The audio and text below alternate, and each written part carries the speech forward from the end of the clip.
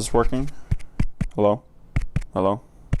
Hello? What's up, everybody? Spencerhoyt here for you today, and I got my coffee. I'm energized this morning. I'm super excited to make another video for you guys. And today I kind of wanted to talk about how I've been able to deal with my self-harm, a couple of strategies that I've used over the last couple of years, especially here in 2020, that I've been using in order to help myself with self-harm. So without ado, let's get into it. So a lot of people have been requesting this specific video, especially nowadays, because there's been a number of people who have struggles with self-harm, me included. And it's usually not the easiest subject to talk about. And so what I've noticed is that there's a number of people who keep asking me, Spencer, like, what can I do to help myself with self-harm? And so one of the things that I always tell them to do is to smash the like button. Just kidding. It's actually drink coffee. Actually, that's not it either. I apologize. But one of the things that I always tell people to do is, one, to make sure that every single day they have a set routine. Something that has always helped me a lot within mental illness, within self-harm, is making sure that every single day I have a set routine, which makes it so that I'm able to have a set process every single day. And by creating this process, I've noticed that it's a lot easier to control your mental health issues, problems, whatever you may call them. And so I always tell people, if your day is looking like, you don't have a lot going on, you're most likely just going to be stuck in bed all day. I would suggest forcing yourself to write down a schedule every single day so that you are able to have a set list of tasks to do every single day. And this is going to make it so your mind is busy, your body's busy. You're not going to have a lot of time to think about how much you're depressed, how anxious you are, all these different problems. And so the first thing I always tell people is to create a set schedule and try your very best to stick with that set schedule every single day. Now, the second thing that I always tell people to do when it comes to helping themselves with self-harm is to always carry either a rubber band or a little hair tie like this guy around with them. And throughout the day, if you're having a hard day, if you're really wanting to cut, if you're really wanting to burn or do any other form of self-harm, you can just grab this guy, give yourself a little snap. Your body is going to recognize that pain, and instantly your desire for pain is going to go down. I don't know why this works so well for me, but whenever I am going throughout my day and I really, really want to cut or I want to self-harm in any sort of way, just doing this kind of reminds myself that, one, I can get past it, two, that my body doesn't need as much pain as it thinks it needs, and three, through this, my body is able to get that pain that it wants and send a signal to my brain that says, okay, I got that pain, now I can move on from now on. Another thing that I love to do when it comes to helping yourself stop self-harming is to take an ice cold shower. Now, this is honestly one of the hardest things that you can do, simply because who likes taking cold showers? I mean, I don't. I hate it. Every time I get in a cold shower, you get that, you just get that terrible feeling. It's awful. Hate it. But the reason why this is so effective is because when you take a freezing cold shower, your mind and body focuses on one thing, and that's coffee. No, just kidding. No, that's how cold you are. And so when you're in the cold shower, taking a cold shower, you're breathing deeply, you're getting a lot of oxygen flowing throughout your body, your mind is going to start clearing. You're going to be able to think clearer. Your senses are going to be heightened. You're going to realize that you don't really want the pain as much as you want anymore, simply because the only thing you want now is for the cold to go away. All you're really going to want is to be warm. I actually made a video about this on TikTok a couple of months ago. Actually, it's probably been longer than that, but it's been a while ago. And in my video, I basically showed people me taking a shower, fully clothed, in a freezing cold shower. And, you can see me in it. It sucks. It really does. But that video blew up simply because it's a great method to stop people from wanting to self-harm. And so for me personally, I think this is one of the greatest ways to get rid of your desire to self-harm, simply because you're throwing yourself in a pretty crappy situation and your mind is only going to be able to focus on one thing, and that's wanting to get coffee. No, just kidding. That's wanting to get warm. Another method that I love to use, let's say, you're out and about, you're at work, you're driving around, you don't really have access to a cold shower at the time. Something else I really like to use is I will take something cold. Actually, this isn't cold. This is very warm. This is my coffee. And place it across my wrists. And this is the similar idea when it comes to, the ice cold shower. Is your body focuses on that coldness on your wrist or wherever it is that you want to self-harm on your body.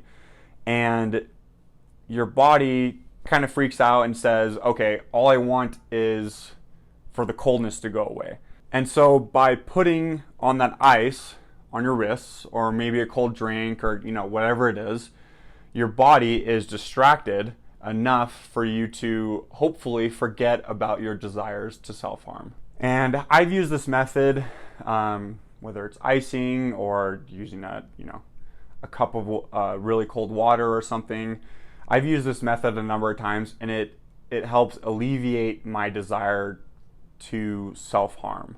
Another thing that I love to do when it comes to helping myself with self-harm is to watch something humorous. I don't know if you've noticed already, but I love humor. No, all jokes aside, man, that was funny. Oh my gosh, Mike. I'm sorry, I'm getting way too deep in this. Oh my gosh. The next thing I like to use is humor. And the reason why I like using humor so much is because, one, I love to laugh. I know there's a number of people out there who love to use humor just to kind of get a respite from the day, kind of take a break from the normal everyday madness that happens every single day. And so I'll either go to TikTok, or there used to be Vine, but we don't have that anymore. So I'll usually go to YouTube or something, and I'll watch, my favorite comedians. I'll watch Dude Perfect, something that makes me smile, something that makes me laugh and distracts me from my innate desire to want to self-harm, if that makes sense. And lastly, I wanted to talk about the number one thing that has probably helped me the most when it comes to mental illness as a whole, and then self-harm, because self-harm obviously falls under my mental illness. And that's taking medication and receiving counseling. I think it is imperative for an individual to be able to go to someone, hopefully on a monthly basis, and be able to express all their feelings, everything they're going through, and have that person just listen. I don't know why it's so therapeutic, another joke, or why this works so well, but when you tell someone the problems that you are going through, your mind instantly starts to resolve it. I forget exactly what article I was reading. It was about a month ago, but basically in the article, it says that the reason why counseling is so important is because when you tell someone, and when you get into that vulnerable place with someone and tell them exactly what's going on, your brain is able to process what exactly has happened and be able to repair and be able to basically get over what has happened. And this, intermixed with medication, can definitely control the balances, the pH levels within your body, as well as the different levels of, whatever it is within your brain. I would highly suggest, if you haven't already tried, or if you haven't already looked into, try getting some counseling, try some medication, Because in the end, I think those two things has helped me the most when it comes to overcoming my mental illnesses. And I always have to say, I'm not a licensed professional. I'm not a psychiatrist, a psychologist. I basically can only relate to you simply because I've been through these things. I have PTSD. I suffer from depression. I suffer from anxiety. I have panic attacks. I self-harm. I do all these things that a number of normal people who don't express it outwardly have. And I go through these things every single day. And that's why I started a YouTube channel. That's why I want to help people, because I know what it's like to cry yourself to sleep every night because you don't think there is an end in sight. But I just wanted to let you know that, one, you're worth it, and two, you can do it, because I have done it. I'm actually 5 months self-harm free today, and yes, I still struggle quite a bit, but I am getting better. And that's what's amazing about mental health as a whole, is that slowly but surely you can get better. And so I only have one more request before I end this video, and that request is to press the like button.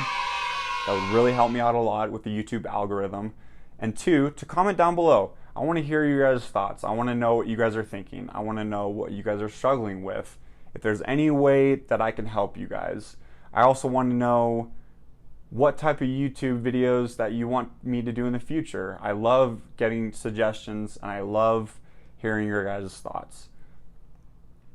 Because after all, the only reason why I'm here is to help you guys. I do this out of my own free time. I don't get paid from it.